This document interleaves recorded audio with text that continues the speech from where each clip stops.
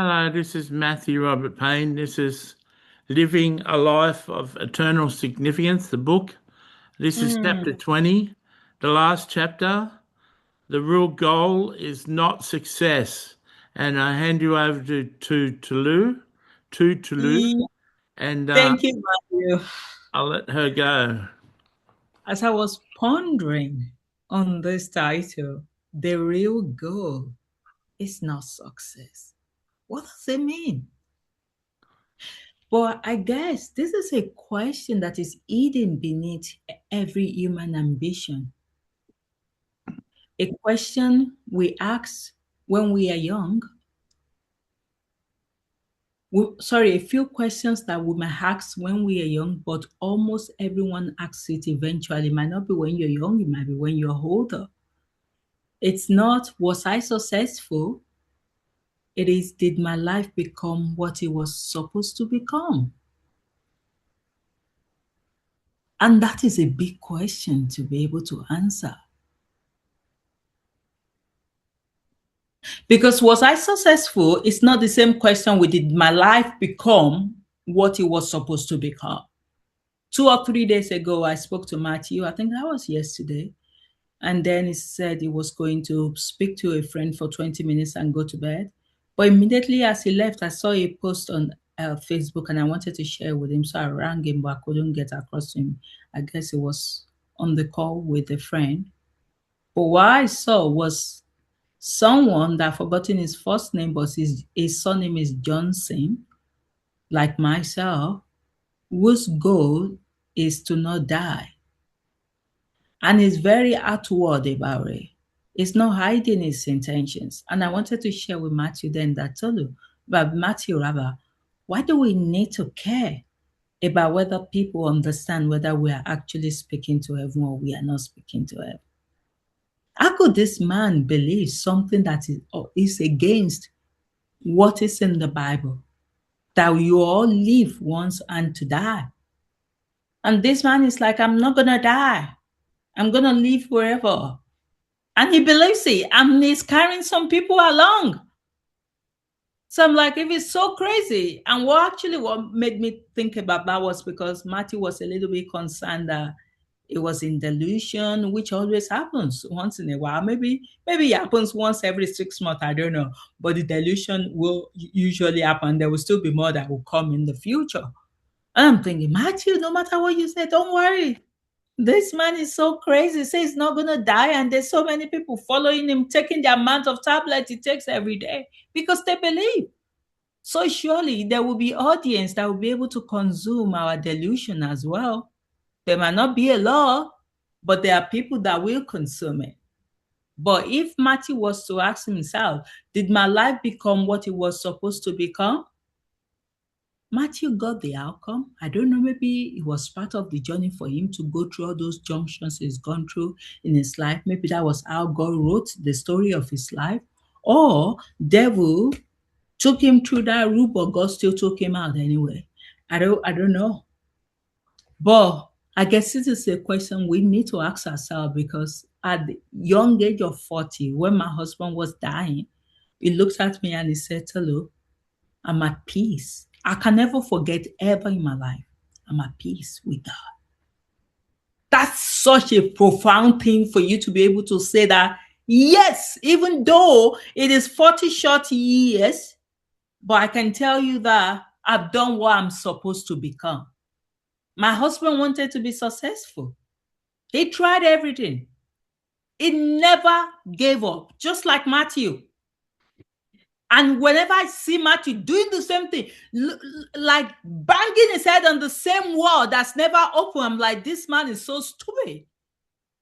But my husband did the same as well.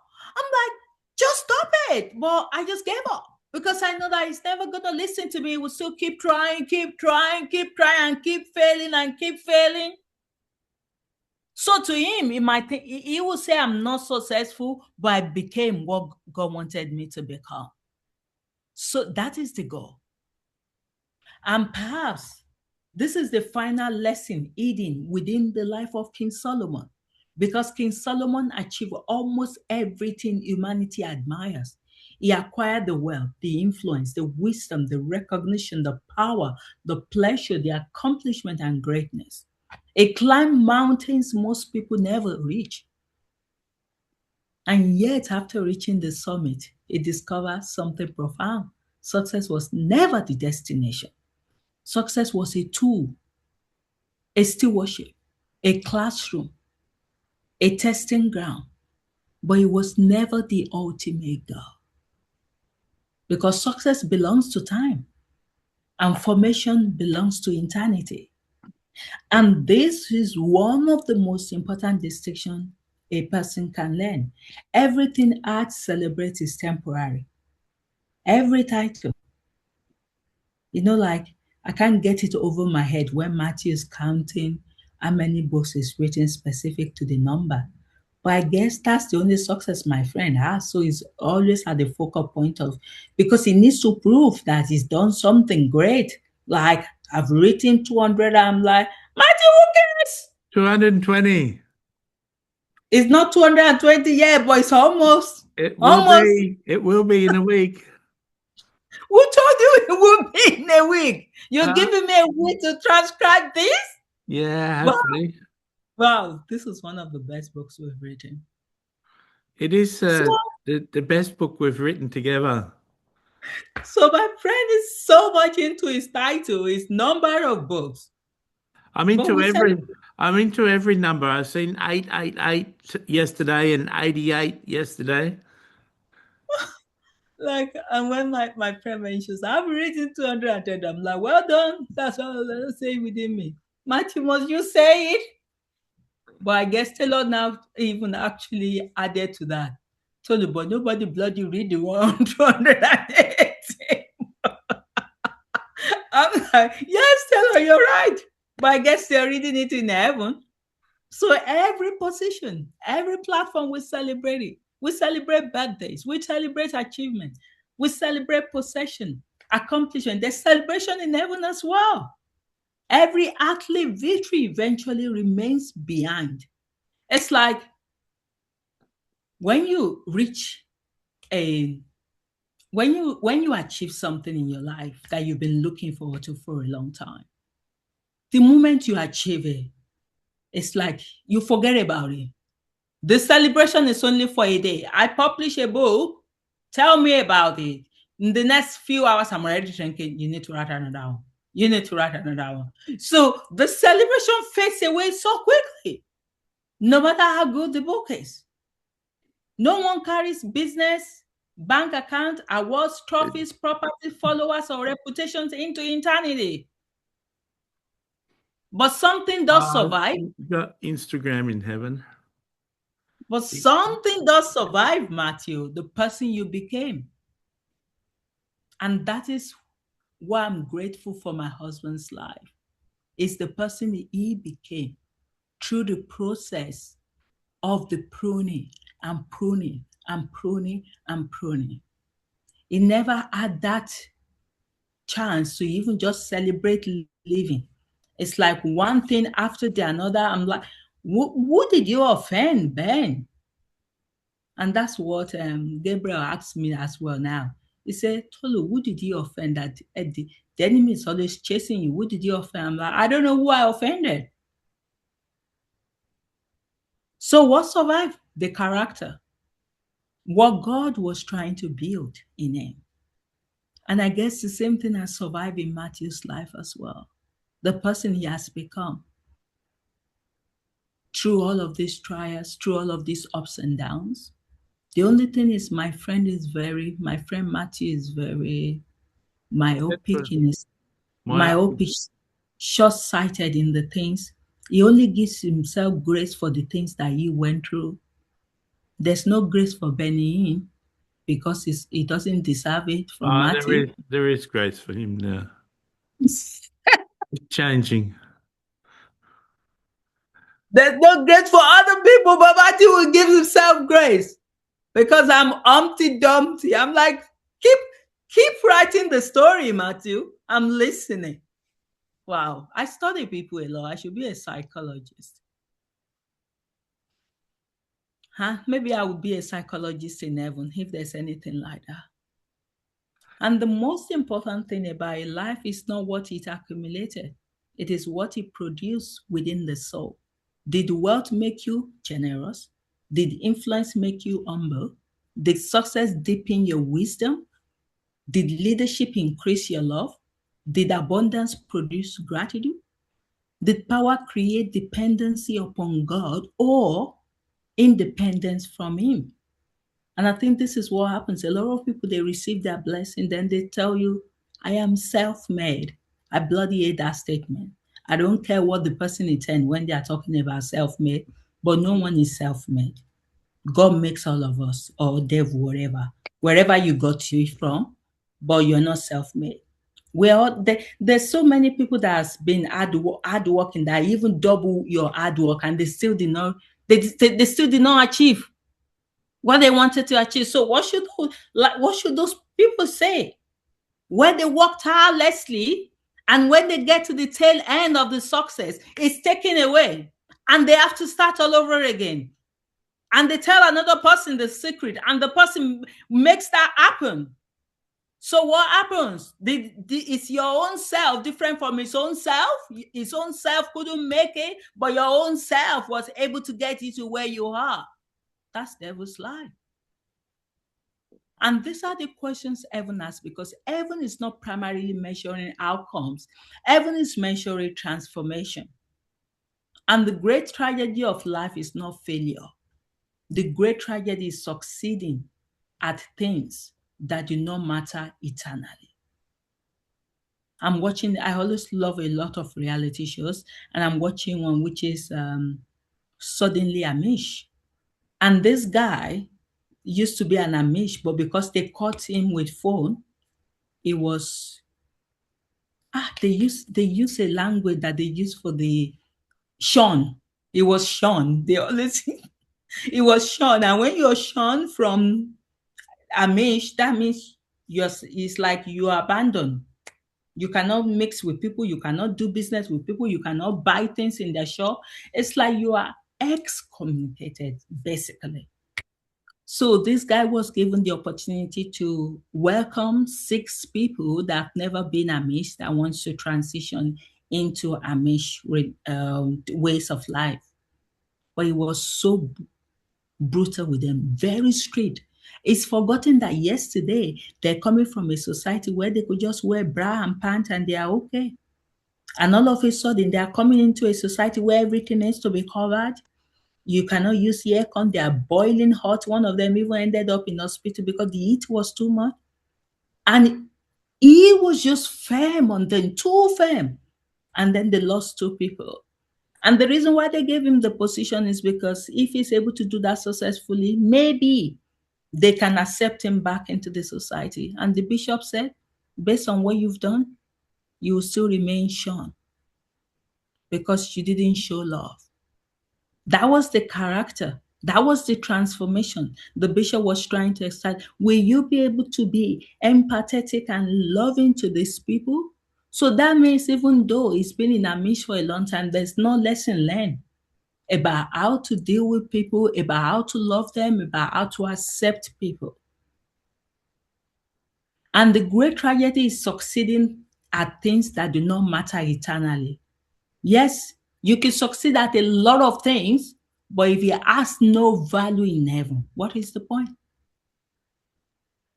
It is possible to spend decades building a life that looks impressive on earth while neglecting the very thing heaven values most. A person can become admired, respected, influential, successful, yet remain spiritually immature. And another person can live quietly, like my friend Matthew, faithfully, largely unnoticed by the world, while carrying enormous eternal weight. Because heaven measures differently. Earth asks, how much did you accomplish? And heaven asks, who did you become? Earth will probably ask you, how high did you climb? And heaven will probably say, how deeply were you transformed? ask you, how many people knew your name? How many people knew your name, Matthew? 0. But heaven will ask, how clearly did your life reveal God? People that have met Matthew, they said Matthew is like Jesus. I still see fault in Matthew. Matthew is still far away from being Jesus. But it's Jesus to some people. It's not yet Jesus to me yet. But it's not doing bad. Because Jesus will know where I'm living. Jesus will know my date of birth. Jesus will know the things that are pertaining to me. Matthew is still lacking in that area. So he's still got work to do. But this is the shift King Solomon ultimately experienced. The focus moved from achievement to formation, from accumulation to transformation, from success to significance, from visibility to eternity. Because formation is the one investment that never expires. Character will survive death. What you learn here, the trials that you went through that really formed you will survive death. Your wisdom will survive death. Your love will survive death. Your intimacy with God will survive death. Your faithfulness will survive death. The inner life you've got now will survive death. Everything else eventually fades. And this is why the goal of life is not merely becoming successful. And I guess maybe this will be a comfort to Matthew, because I think Matthew always look at himself as so much less when he's speaking to someone like Taylor, because to him, Taylor is successful and he is not successful. But God is looking with a different lens. You are an extremely successful man. Who can speak to heaven like you speak to heaven? Who can hear the way you've trained yourself, the hours, the dedication, the time that it has taken? I would rather prefer to go and study books to get my PhD, to say I wanted to do this, if God did not force me into it. That I told you will do it, whether you like it or not. Listening to God was the bloody hardest thing I ever did. I'm like, why is this thing, what is blocking me from here? It's so frustrating. But if you tell me, go carry your book, go learn, it's time for a PhD, I'm ready. That's easier. And that's why a lot of people are very comfortable being religious, because being religious, even though it's a little bit tiring, it's easier for people. It's more relatable. Who wants to say something about God, saying God is depressed? He has to be this crazy man that has to be able to say things that's so profound like that. So yes, he is successful to me, because heaven look in a different way. And the goal is becoming trustworthy. And you have become trustworthy, Matthew. God can trust you with his influence, with his wealth, with the opportunity, with responsibility, with leadership, with blessing and favor. Because heaven entrusts eternity to people whose character has been shaped by God. A lot of people want to grow in heaven. They want to reach higher realm, but they're not willing for God to form their character. They're not willing to go through what it requires for them to be a close friend of God. And that's why some people will say, I don't have it in me to be close to God. There's no bloody person that doesn't have it in him to be close to his Father. It does not make sense. We all have it in us to be close to God. But it depends on how hungry, how much you desire it. There's so many people that have run after something. There's a lady, I said she's a model. To get one job, sometimes you have to go to 50, what do they call it? Where you go audition, 50 auditions before you get one. And she still does it every day with that lifestyle. It's not because she wants it. Why would I go for 50 auditions always to get one job? But that is how desperate. So whoever is desperate to have a relationship with his Father will keep knocking, will keep persevering until the door is open to you. You will not just knock once and say, oh, it's so difficult to have a relationship without God. It's always sad. You continue knocking. Because heaven entrusts eternity to people who God thinks he can trust. So if God cannot trust, even though you want to grow, if you cannot build a relationship with him, your growth will be limited. And this is one reason scripture speaks so often about faithfulness. Faithfulness rarely attacks headlines. It rarely receives applause. It often looks ordinary, but heaven treasures it because faithfulness reveals trustworthiness, and trustworthiness reveals maturity. God is not merely preparing people for heart, He's preparing them for eternity. And this changes how success is viewed. Success is no longer the finish line. It becomes one of many tools God uses to shape a person. Failure can shape a person. Success can shape a person. Blessing can shape a person. Suffering can shape a person. Leadership can shape a person. Obscurity can shape a person. The question is never what happened to you. The question is, what did it produce within you? And this is how heaven evaluates significance. It's not by circumstances, but by formation. And perhaps this is the deepest revelation King Solomon leaves behind. The purpose of life is not becoming impressive. It is becoming reflective, reflective of God's wisdom, reflective of God's love, reflective of God's character, reflective of God's art. Because the highest achievement available to any human being is not success, it is resemblance. And my husband was able to achieve that on her. And Matthew was able to achieve that. To increasingly think like him, to love like him, to see like him, to steward like him, to lead like him, to serve like him, to trust like him. And this is the true measure of life. Not how much of the world you gained, but how clearly God became visible through you. And perhaps this is why King Solomon's story still matters. Not because he became one of the wealthiest men who ever lived, not because he built magnificent structures, not because nations admire him, but because his journey exposed the difference between what is temporary and what is eternal. It discovered that success is a poor substitute for significance. That achievement is a poor substitute for intimacy. And that nothing temporary can satisfy an internal soul. And in the end, King Solomon's greatest discovery was not wisdom, wealth, or influence, it was perspective.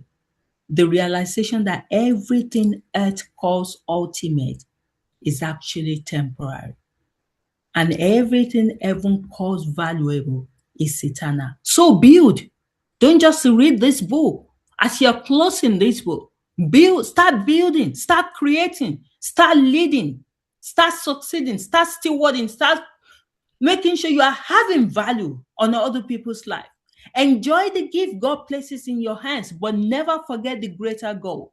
Because one day, every title will disappear. Every platform will fade. Every accomplishment will become history. And one thing will remain: who you became before God. That is eternal significance. That is the life heaven celebrates. And that is the life worth building. God bless. So, hello, people. I'm really happy to be at the last chapter, and I'm happy you've read this far and come to this place.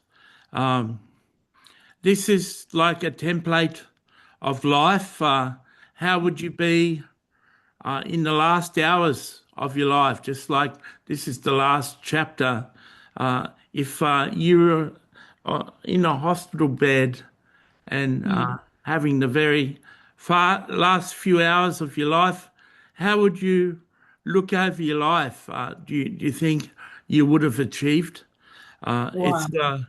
It's important that you get to that stage right now. It's important that you get to a place where you're happy with who you are. It's important that you form your life and prepare your life in such a way that success isn't something off in the distance, and being content isn't something off in a distance. We've talked about contentment. It's a great thing to be content. Paul says, with food and clothing, we should be content. And he says not to strive and not to run after money, but money isn't a bad thing. It's just when money possesses you. It's important that you recognize the two true qualities in your life. It's important that you recognize that worldly success is just temporary, it's just fleeting, just like a mirage is fleeting. You may be walking towards water on a road in a desert, and you may get to where the water is meant to be and it disappears. And success in life can be a little bit like a mirage. You need to have something formed in you. And like we said in an earlier chapter, the world champion Wayne Gardner, when he thought about going in a race that the selectors were going to be part of, he had the character of a world champion already formed in him. It gave him the courage to get on the bike and have the tenacity to ride a bike in the pouring rain, to win the championship and be selected by Team Honda, and they could give him the financial backing so he could enter worldwide races and win enough races for him to become world champion. What's forming in you? Have you got the formation in your character to be the best in the world at what you do, or the best in your city at what you do, or the best in your classroom at what you do? Excellence, performing an excellent way, performing in excellence isn't by mistake. No one enters their book into the Booker Prize or the Pulitzer Prize and wins that prize by just being an average author. You've got to really perfect your craft. I've never, even though Tolu mentioned the number of books I've had, I've never entered any of my books into an awards. I've never bothered to do any marketing on my books. I sort of, I'm a great person when it comes to communicating with God, and I've got special gifts to be able to hear from people's loved ones in heaven, and I can do spiritual readings or personal prophecies over people, very accurate. There's certain things I'm really good at and really perfected at. But as for promoting myself and being a success or doing things that'll make me be a success, I'm not particularly good at it because I've got a lower self-esteem when it comes to those things. But it's not about how successful you are individually. Success is a good thing, but the real goal of life is not to be a success in your chosen endeavour, in your chosen path, although it can be self-stimulating, it can be rewarding. What matters is who you are to God. And that's the chief purpose. And Taylor has begun on that journey, and it's a real privilege to be dictating this book and having her listen in the supernatural to these keys. I recognise that I'm no one great when it comes to the world. No one, like Tolu says, really knows me besides some of my readers, and some of my readers don't even get in touch with me, or most of my readers don't ever get in touch with me. So it's pretty much unknown. Taylor can walk through a concert, and if she spends time at the bar where they all hang their hands over. She can spend hours there just greeting fans, and she's got hundreds and hundreds of fans that really know her music, and they can sit in a concert and sing all the words of every song. But I haven't met all those fans of mine. From time to time, I've met people who've read a few of my books, but um, it's not about how popular I am on earth, and it's not about how popular Taylor is on earth. What's important is how close we are to God, how Hmm. how much we're touching God's heart. Absolutely. What I'm saying? How does it compare to what Tolu says? I look at myself throughout this book, and sometimes I hear Tolu, and I don't think I can even speak or add anything to it. But um, you have to be confident in who Hmm. you are. You have to be confident in your giftings, and I'm very confident as a person who's loved by God.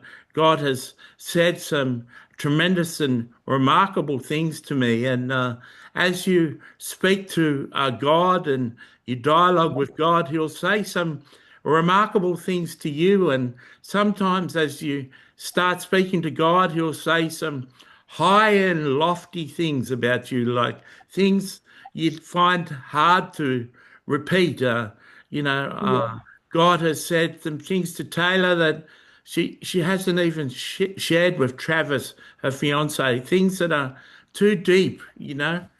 Just like people have a life and they have secrets, there's things that have happened to them that they won't share with anyone. God can say some things that about you that you find it hard to believe. And it's only through 51 years of walking with God that I'm able to believe what He says about me. But He says some pretty lofty things. And uh,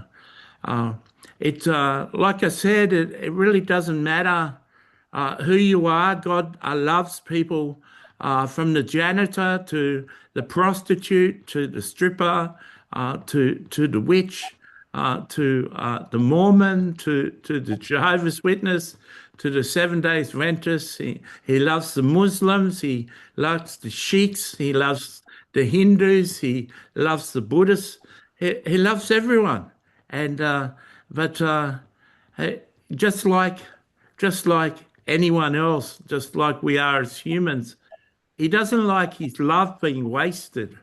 He doesn't like his love being heard and felt and discarded. He's got feelings, and and it's important that we allow him to have feelings and allow him to take pride in the things that we do and the things that he says, and to respond to the things that he tells us to do. And what's more important than being successful in your individual chosen career or different things that you do? What's more important than that is that you listen to him, you learn to listen to him, and you learn to obey him and do the things that he wants you to do. Because after all, it's really what he wants you to do that's best for you. That may be a hard transition for you, something that may take a while for you to grow used to, as some of you are just talking to God for the first time in a couple of months.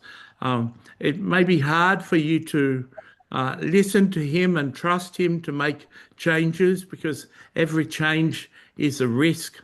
And but you want to reach a stage where your actions and the things that you're doing that God suggests allows you to become like a mirror for God, for you to reflect God's personality, reflect God's heart, and reflect His emotions on into the world. Michael Jackson sang a song about healing the world, and we can all play a part in that goal of treating people nice and treating people in an extraordinary way and having patience with people and doing acts of charity and extending our love and forgiveness to people, especially forgiveness, being able to have a heart to forgive when people treat us bad or hurt us or unintentionally cause us pain, to be able to rise up and bury those things and pray a prayer and forgive those people. Life isn't about regret. Life isn't about harbouring distrust or harbouring issues that people cause, but in every way, it's good to develop it to such a place where your soul reflects God clearly through your life. So it can be a demonstration of not only love and happiness and goodness, but you can actually provoke people to want to know God. Amen. So this is King Solomon. I'd love to really encourage you to take a read of this book a second time, and perhaps you could get out a pencil or a pen and start to underline certain sentences. I encourage you to read each chapter and highlight parts and even type out different sentences, or if you've got the Kindle book, to use the Kindle to highlight passages so you can come back to this book time and time again. God wants to build a formation in you. He wants to form your character. He wants to define himself in you. He wants you to be not only someone who listens or reads this book, he wants you to transform. He's very happy with you when you achieve some level of success, and he wants to remind you that success develops your character and develops you into who you are, and that's one aspect of personal success. But more than that, he wants to develop intimacy with you. He wants to develop a character in you. He wants to develop a relationship with you that can be used to touch other people's lives. He wants to build, he wants you to be like the Chinese bamboo tree that grew a certain amount in 10 years and then shot up 27 feet in a couple of weeks. He wants to grow deep roots in you and build a foundation in you, and he wants to form your personality and your character in such a way that he can put you in any situation, and the person and the people would meet God in you. One of the chief characteristics, one of the chief goals of Matthew is to become a Christ to all people, and God really wants to build that caricature in you. He wants to conform you into the image of Christ. And some of you witches listening and reading may not be particularly interested in Christ, but you can pick any character out of the Bible or any character who's a worthwhile person.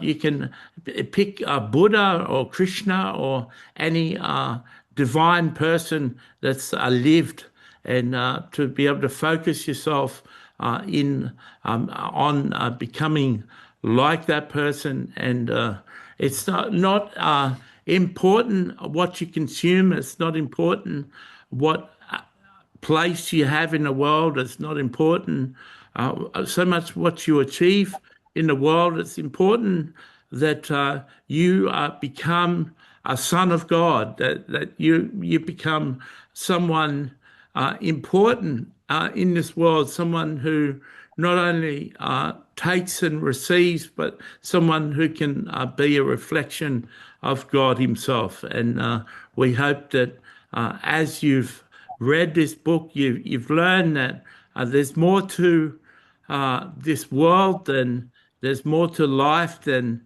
just simply living, and there's not more to life than just having material success. And if you have got material success, we encourage you to embark on spiritual intimacy with God and Jesus, and even Matthew, as you reach out and understand him, and perhaps even read some of his books or watch some of his videos. It's important that we all have heroes. It's important that we can look up to certain people, and I encourage you to read books on the Christian faith. I encourage you to contact God more often and ask God plenty of questions, and be submissive to God, and be open to God, and be humble with God, and allow God to have his will in your life. Amen. Thank you, King Solomon. Okay, so thank you, everybody.